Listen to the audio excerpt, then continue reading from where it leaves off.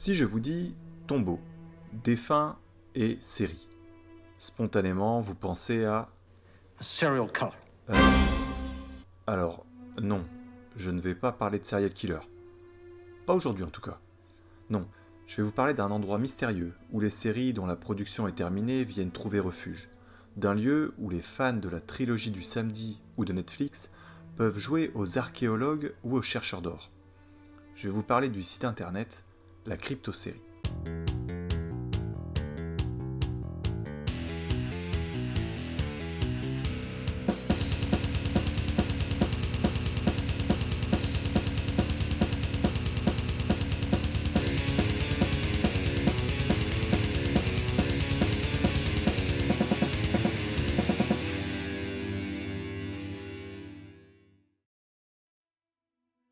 Apparue sur la toile en 2006 avec les moyens du bord, la cryptosérie est née d'une idée simple mais brillante. Préserver la mémoire des séries télévisées, quelles que soient les époques ou les pays. Le principe est résumé en une phrase sur le site même. L'idée de la cryptosérie est tout simplement de rendre hommage aux séries cultes ou non qui disparaissent du petit écran. À une époque où Internet n'était pas encore une immense base de données où l'IA te trouve tout ce que tu cherches avant même d'avoir fini ta requête, ce site a commencé à rassembler, à classer et à documenter des dizaines puis des centaines de séries télé. Des plus connus aux plus obscurs, des gros cartons aux sitcoms d'AB Productions, des intemporels aux oubliés, des plus cultes qui ont marqué une génération aux reboots qui auraient dû être évités, tout y est. Le seul point commun à ces documents, la production de la série doit être terminée, ce qui fait de la cryptosérie une encyclopédie vivante, car elle est toujours régulièrement alimentée en fonction des séries non renouvelées ou de plus anciennes quand un des chroniqueurs du site finit son travail. Par conséquent, ne vous attendez pas à y voir une fiche sur un soap opéra de sitôt. Amour, gloire et beauté.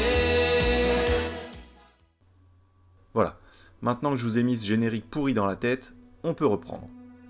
Ici, on n'est pas face à un site qui énumère juste une énième série américaine annulée au bout du 10e épisode. Non, les pages consacrées à ces séries contiennent de réelles petites fiches techniques, affichant notamment les dates de diffusion, les acteurs, les génériques et souvent des anecdotes ou de petites perles d'archives. Et si vous avez un peu de chance, vous pourrez y retrouver des résumés de chaque épisode de votre série favorite. Très pratique si, comme moi, vous essayez de retrouver à quel moment Sheldon saute dans une piscine à balles dans la 3e saison de The Big Bang Theory. Bazinga.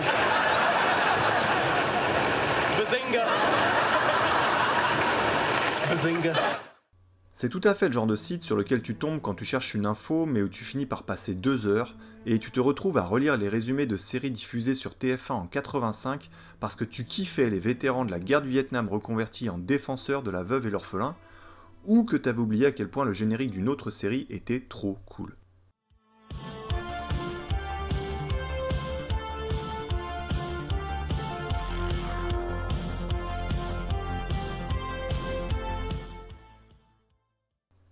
Rappelons que le site a été créé bien avant l'avènement de Wikipédia qui aujourd'hui propose aussi ce type d'informations.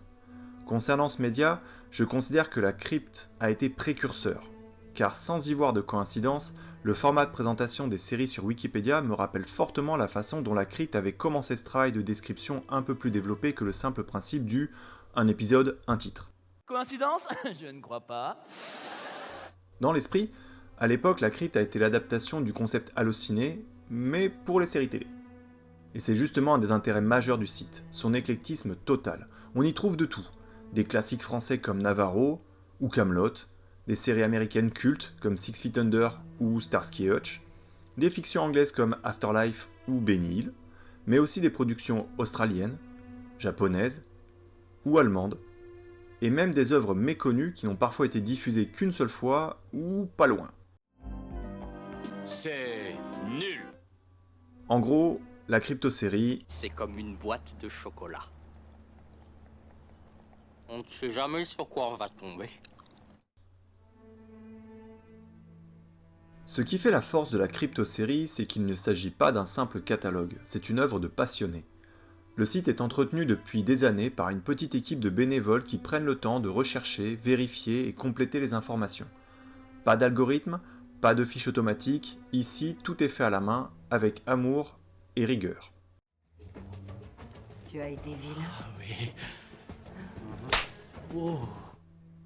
Chaque fiche respire la passion pour la télé, le respect des créateurs et la curiosité pour tous les genres, du polar au fantastique, du revival au dessin animé du dimanche matin. C'est le plus grand boss de toute la ville, Picsou. Picsou, c'est le plus puissant. C'est un peu la mémoire collective de notre télé faite par ceux qui l'ont vécue et qui veulent la transmettre. Le site permet de redécouvrir la richesse de la télévision, ses réussites, ses ratés, ses expérimentations et tout ce qui a façonné notre imaginaire collectif. Avec le temps, le site a su s'adapter, car depuis 2006, il s'est modernisé, a élargi sa base de données et continue d'accueillir de nouvelles séries, même très récentes. Ajoutez à cela, de nouvelles catégories sont apparues et sont alimentées en fonction de l'actualité. De manière légitime pour un cimetière, il y a les annonces de décès d'acteurs connus pour leur rôle dans certaines séries, mais on retrouve aussi des infos sur les sorties de DVD ou de Blu-ray, les annulations, divers classements, des bilans de fin de saison ou encore des pronostics sur les nouvelles séries. Il faudrait d'ailleurs faire une page de sondage pour demander aux visiteurs quelle nouvelle série, selon eux, serait la plus disposée à être la prochaine à entrer dans la crypte. Le site garde ce côté rétro et artisanal qui fait tout son charme. Pas de pub invasive, pas de sensationnalisme, juste des fiches, des infos et beaucoup de passion. Afin de toucher un public plus large, la crypto-série s'est aussi développée au-delà de son propre site sur plusieurs réseaux sociaux comme Facebook ou Instagram, mais également avec la création de podcasts appelés le son de la crypte, diffusés sur YouTube, Spotify ou encore Deezer.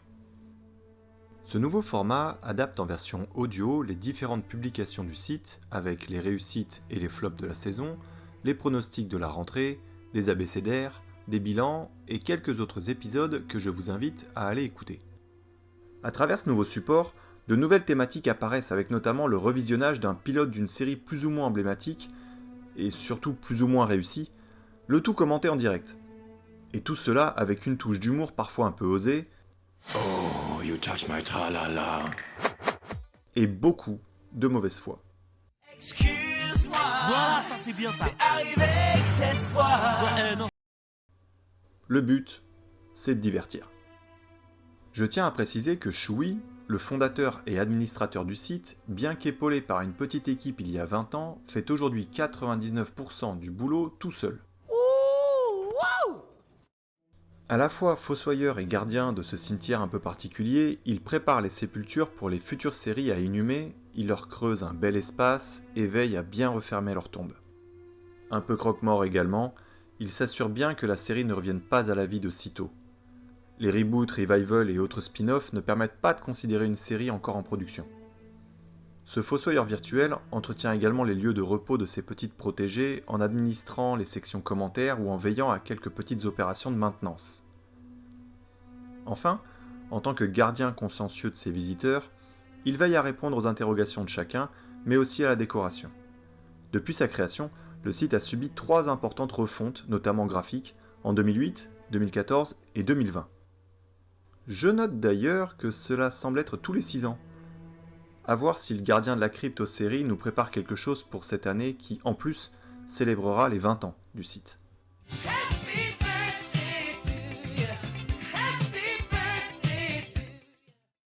En résumé, la crypto-série, c'est le site parfait pour tous ceux qui aiment la télé, la vraie. Celle qu'on regardait sur un canapé en velours marron avec une télécommande plus grosse qu'un téléphone portable, ou pas de télécommande du tout d'ailleurs. C'est un trésor numérique, une bibliothèque des séries de toutes les époques et surtout un projet de passionnés qui rappelle que la culture populaire mérite elle aussi ses archivistes.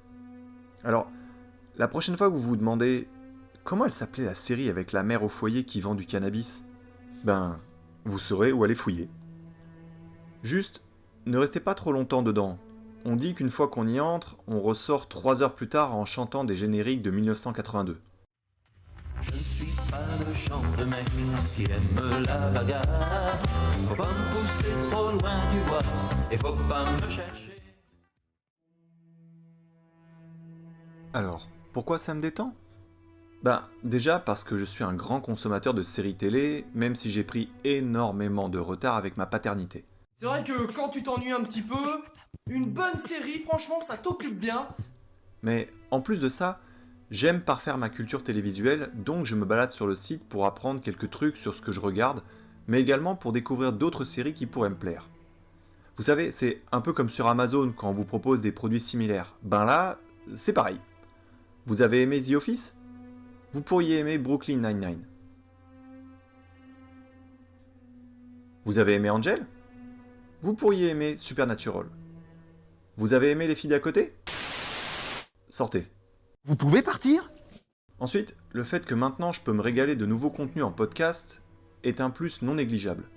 J'attends toujours impatiemment le nouvel épisode audio du Son de la Crypte pour l'écouter sur la route pour le boulot. À défaut d'avoir les images de la série dont il est question, la description faite par le narrateur suffit à dresser un tableau représentatif de la catastrophe télévisuelle en cours. Car, on ne va pas se mentir, excepté le podcast sur Gilmore Girls, les épisodes décrivant les pilotes de vieilles séries sont faits pour critiquer. Avec humour, mauvaise foi, assumé ou non, à voir, mais surtout avec un réel amour pour le matériel de base. Pas forcément la série dont il est question, non. Heureusement dans un sens, surtout quand il est question de la série des 2B3. Mais un réel amour pour le média. En plus de cela, je suis admiratif du boulot abattu depuis des années, que ce soit pour les résumés des séries cultes où chaque épisode a son petit résumé, pour le référencement de séries totalement inconnues au bataillon ou sorties de la mémoire collective, ou encore pour ses chroniques mensuelles mises ensuite au format podcast. Alors c'est un gars très consciencieux. En conclusion, la Crypto-série, c'est un site unique en son genre. Un boulot de titan qui prouve qu'on peut aimer la télé avec autant de passion que certains aiment le cinéma ou le jeu vidéo.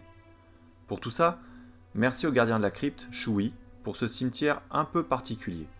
Et si tu passes par là, je te laisse un petit clin d'œil.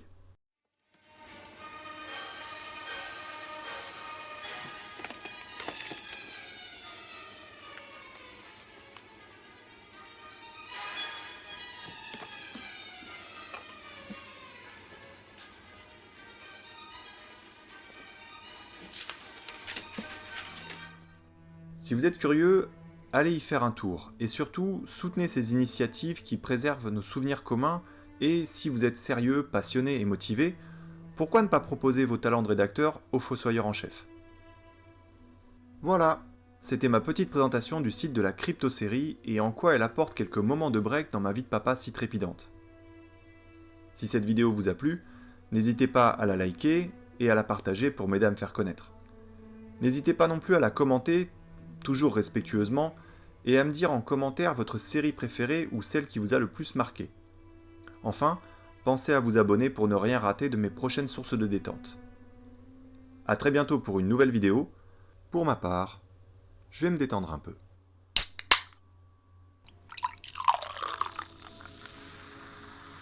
Bonjour à toi et bienvenue dans le Son de la Crypte, le podcast du site de la Crypto-série. Et merde.